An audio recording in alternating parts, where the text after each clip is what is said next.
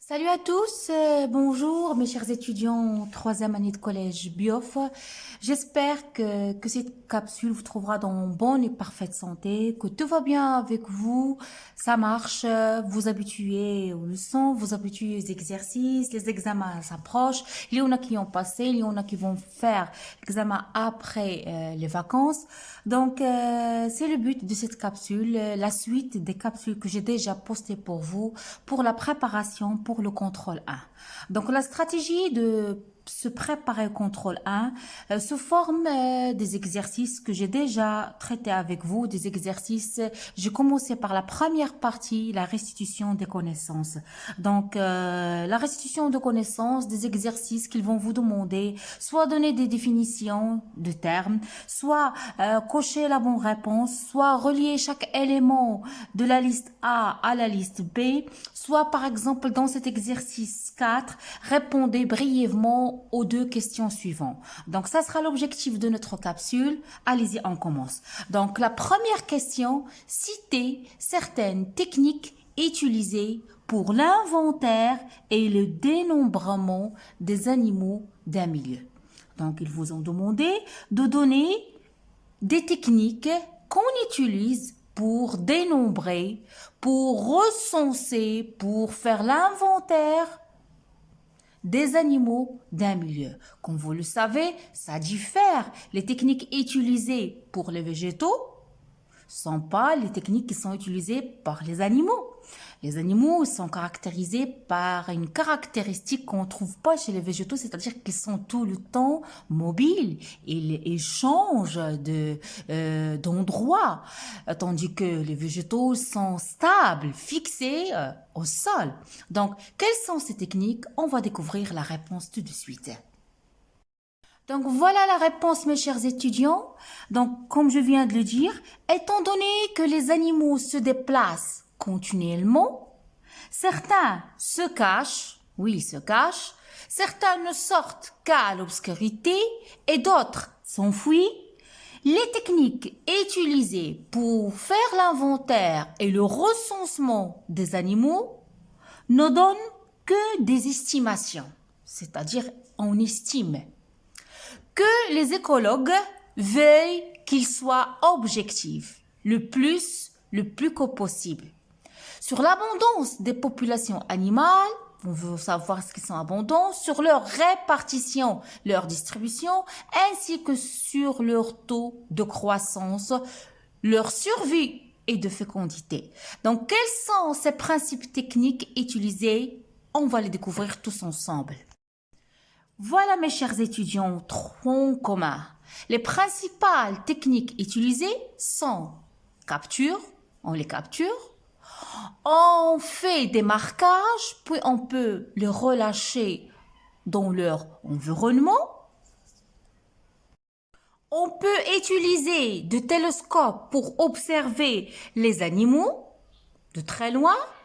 On peut aussi faire une identification, identifier les empreintes, c'est-à-dire les traces et les cadavres des animaux.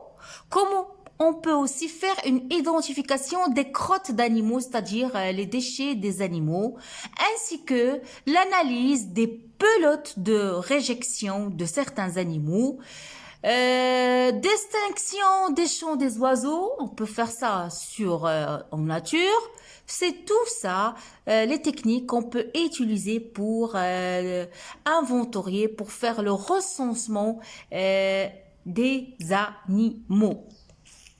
On vient de voir, mes chers étudiants, les techniques utilisées pour faire l'inventaire des animaux. Une autre question qu'il vous demande d'identifier certaines techniques utilisées pour la conservation des animaux ramassés lors d'une sortie écologique. Comment on peut les conserver? Donc, mes chers étudiants, vous allez trouver sur ma chaîne une capsule bien détaillée qui vous expliquera les techniques, la procédure utilisée pour conserver les animaux. une fois qu'on les ramasse sur terrain, lors d'une sortie écologique, et même aussi pour conserver des végétaux, comment réaliser un herbier. Avant attaquer la réponse de cette question-là, il y a un certain vocabulaire que je vais partager avec vous pour vous enrichir, que ce soit en arabe, que ce soit en français. Donc, écologie, ilm el-bay'a, faune, c'est la faune, végétation, tanabut, flore, c'est al-flora. Donc, ces définitions, je l'ai déjà définies pour vous dans la première capsule. Vous allez les trouver sur ma chaîne en YouTube et aussi sur ma page en Facebook. Donc, on passe à la réponse à la question 2. Quelles sont les techniques utilisées pour la conservation des animaux ramassés lors d'une sortie écologique?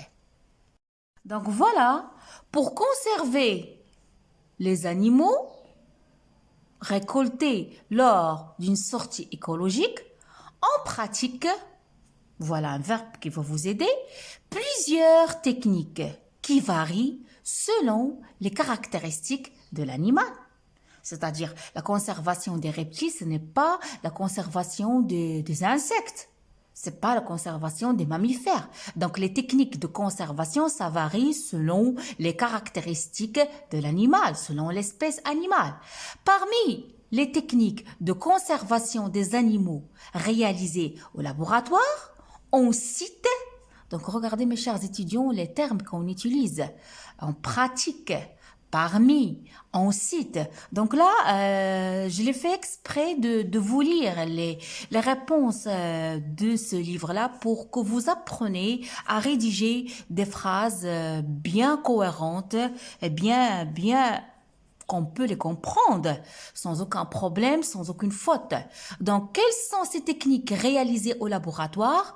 On cite pour les collections d'insectes, insectes mortes. Donc, on prend les insectes mortes, on les pique par une épingle au niveau du thorax et ensuite, on va les fixer sur le liège avec un morceau de naphtaline.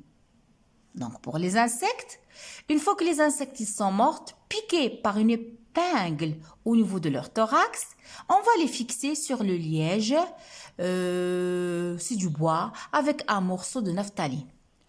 Pour les reptiles, par exemple, la conservation des reptiles, des animaux, on va les mettre dans une solution d'alcool, dans laquelle on va mettre des morceaux de sucre pour la conservation. Pour les animaux, les vertébrés, les reptiles, les oiseaux, tels que le chacal, tels que le loup, tels que les cerfs, on les momifiait. Ces animaux-là. Donc ça, ce sont les techniques utilisées. Pour plus de détails, vous allez trouver une capsule bien détaillée qui vous expliquera ça.